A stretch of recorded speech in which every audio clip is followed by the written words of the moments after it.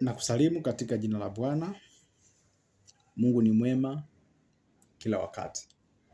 Leo nakuletea ujumbe mzuri sana ili tuweze kujua zaidi siri za Mungu. Kwa majina yangu ninaitwa Simon Mponda, mtumishi wa Mungu na wanadamu. Ninaleta neno fupi sana ili tujue nafasi tulio nayo. Nafasi mbele za Mungu. Lakini inaweza tusijue nafasi zetu kwa sababu ya matatizo madogo madogo au changamoto ndogo ndogo. Lakini kumbe tuna kusudi mbele za Mungu.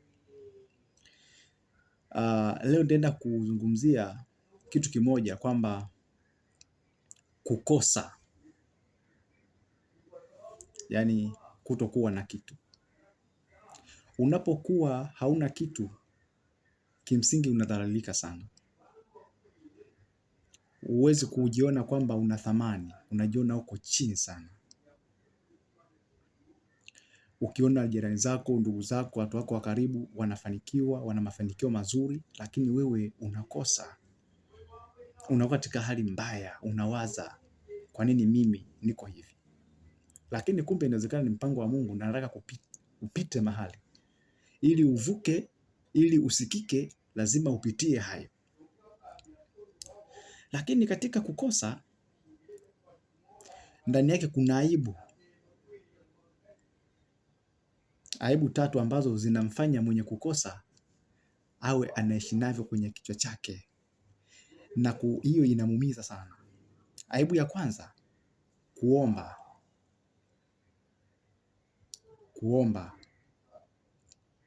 Aibu ya pili, kunyimwa.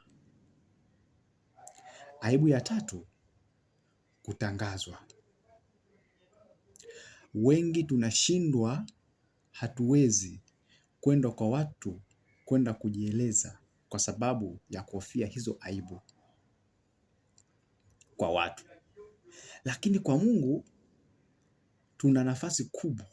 Tunapokuwa tumekosa, kuna nafasi kubwa sana tuliopewa ya kwamba tukaombe naye Mungu anatupatia. Sasa hii aibu inakuja kwa sababu ya kibinadamu. Umeenda huna kitu, unaenda kuomba, naomba nisaidie, sina pesa kuweza kula na familia yangu. Unatoka pale, baada ya kunyimwa, nyuma maneno ni mengi. Yatakuhusu. Mengi sana ya kejeli. Lakini utatangazwa kwamba ni ombaomba sana kwa wanadamu. Lakini kwa Mungu tumepewa nafasi kubwa ya kuomba. Kuna wajibu mkubwa sana wa kuomba na tunapewa. Katika kuomba sasa, jidhatiti ndani ya moyo wako, nenda mbele za Mungu, muombe. Naye atakujibu, atakupa majibu. Hata kusema, hata kunyima, hata kutangaza. Hata kama ulikuwa na aibu kubwa sana. Nikisoma kitabu cha Samueli wa kwanza, habari za Samueli sura ya 1, ninakuja kuona kabisa maisha ya kibinadamu ambayo yampitia mtumishi wa Mungu Ana, akiwa na ndugu yake, wameolewa wanawake wawili. Ana anapitia kwenye mazingira magumu, anapitia aibu, anachekwa, anadharauliwa, anatangazwa, hata akajikuta kama ameachwa. Lakini ndani yake ana maumivu. Hakwenda kwa wanadamu, alienda kwa Mungu. Anaenda kwa Mungu kwa imani aliyokuwa nayo. Kwa unyofu wa moyo, anaenda mbele madhabahu ya kuhani Eli. Anaenda kusema na Mungu. Baada tu yale aliyopitia miaka mingi, kuona mke mwenzake anapata watoto na yeye kama mke wa kwanza hajapata watoto. Aibu imembana, aibu ipo ndani yake. Maumivu, masemango kejeli, dharau, lakini Ana aliona pazuri kwenda kusema shida zake ni kwa Mungu.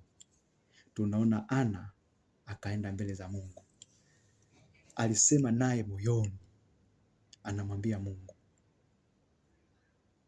naomba niondolee aibu hii. Tunaona Ana na dharau hizo zote alizopitia, Mungu anakuja kuona majibu anakuja kumjibu Ana. Anamjibu kwa majibu mazuri sana. Angalia, anakuja kupewa mtoto mwenye nguvu, anakuja kufanyika mama mwenye historia kuliko hata huyo Penina kupitia watoto wake. Tunaona kazi ya Samueli anapakwa mafuta, anakuwa mtumishi wa Mungu. Kwa hiyo kupitia hili somo fupi kwamba haya yote tunayopitia, hata kama tutashindwa kutoka na kujitangaza kwa watu, tuende kwa Mungu, naye Mungu atatupatia kwa unyofu wa moyo. Mungu anatujibu. Wanadamu wana mambo mengi sana. Wanadamu wana mambo mengi sana. Kwa hiyo mpendo wa Mungu, nikuombe kwamba tunapoendelea na wakati huu wa kutafakari maisha yetu, tujue kwamba hata kama tunafikiri kuna watu wenye nguvu zaidi, wenye uwezo zaidi, lakini hawezi kumpita wala kumfikia Mungu wa mbinguni. Mambo yote Mungu wa mbinguni ndio ambaye anaweza, na shida zote Mungu wa mbinguni atakutatulia. Usiogope, usikate tamaa, wala usiwe unajiona umeachwa. Bado wewe ni mshindi katika maisha yako. Ni neno fupi ambalo nilitaka tu tujulishane. Basi baraka za Mungu zikae pamoja nawe, na endelea kunifuatilia. Wakati mwingine tutakuja na ujumbe mwingine. Asante. Mungu akubariki sana.